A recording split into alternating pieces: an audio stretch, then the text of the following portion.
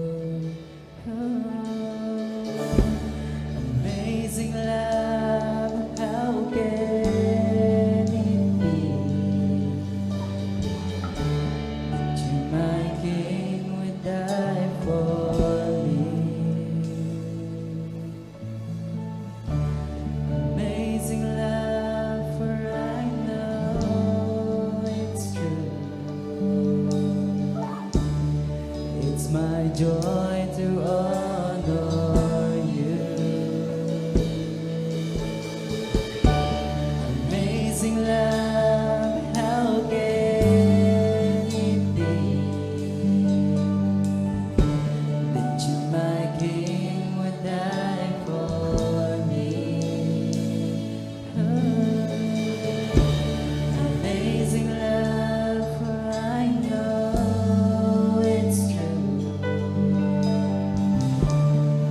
It's my joy to honor you in all I do.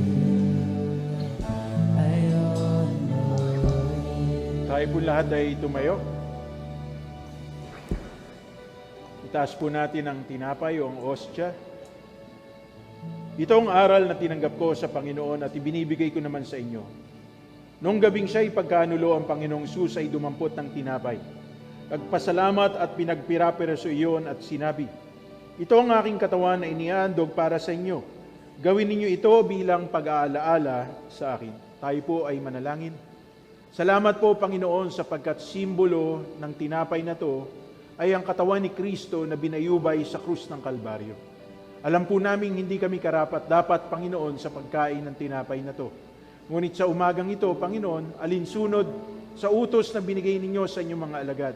Kami ngayon, Panginoon, ay ginugunita namin ang banal na hapunan sapagkat nagnanais po kami, Panginoon, na ipahayag ang inyong kabutihan sa aming pong buhay. Tayo po ay sabay-sabay na kumain.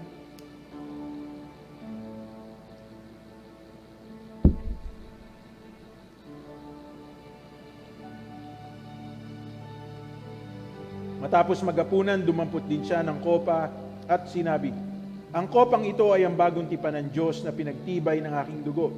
Tuwing iinumin ninyo ito, gawin ninyo bilang pag-aalaala sa akin. Sapagkat tuwing kakain kayo ng tinapay na ito at iinom sa kopang ito ay pinapahayag ninyo ang kamatayan ng Panginoon hanggang sa kanyang muling pagparito. Tayo po'y manalangin. Salamat po, Panginoon, sapagkat simbolo, Panginoon, ng Diyos na ito ay ang dugo ni Kristo na tumigis sa krus ng Kalbaryo upang hugasan at linisin ang lahat ng aming pong karumihan. As we drink of this juice, we remember the blood of the Lord Jesus Christ, who cleansed us and washed us in order for us to live a life of righteousness before you. Sa aming pong pag-inom, Panginoon, tulungan niyo po kaming mapanatiling malinis ang aming buhay dahil sa Panginoong Jesucristo na siyang sumasa amin. Sabay-sabay po nating inumin. Tayo po ay magpasalamat sa Panginoon. Panginoon, alinsunod sa utos na binigay niyo sa inyong mga alagad.